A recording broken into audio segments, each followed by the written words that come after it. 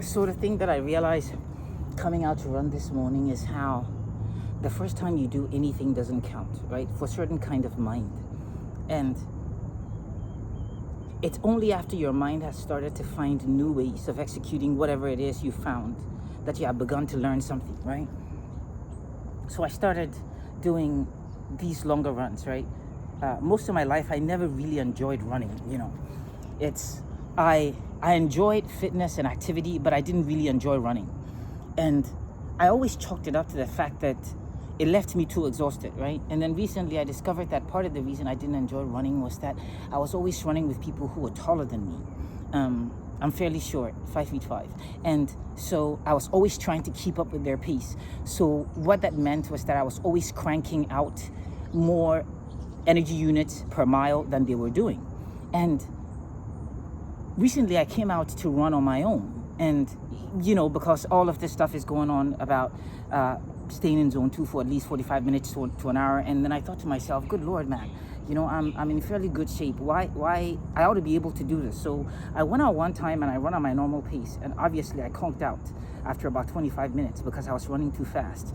And recently I started coming out. I found this great route out here in Woodbridge, and I will come out and I am running literally at walking pace. I am barely running, and I can run for miles and miles. I can run for miles and miles. It's definitely more than 5 miles, which has never been routine for me. And I'm hoping that if you are thinking about why you cannot sustain these longer runs, it's probably because you're also running too fast. If you run too fast, you will not be able to cover a lot of mileage. It's just the law of the land, right? And for me, it works if I'm going to run with company at all, to run with people who are either close to me in height or whose pace does not put a strain on me. And frankly, the best thing for me is to run on my own. To run on my own. That way there's not this impetus to keep up, right? And to push yourself too fast, because then you burn out, right? And most of the value happens in being able to raise your heart rate and keep it there for as long a time as you can, right? Possibly indefinitely. You should run slow enough to where if somebody asked you to run for 2 hours, you could. 3 hours maybe.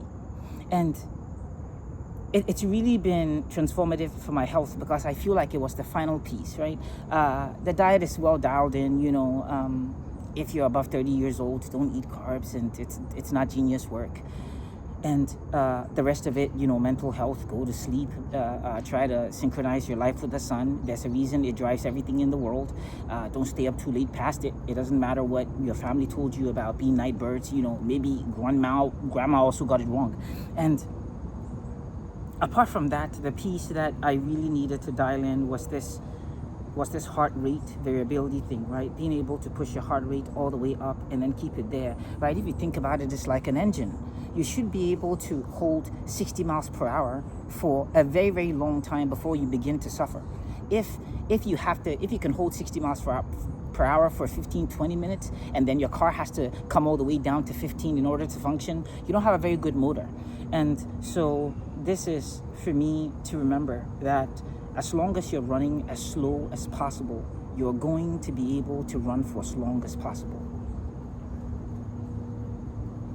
No, as long as you're running as slow as possible, you're going to be able to run for as long as necessary.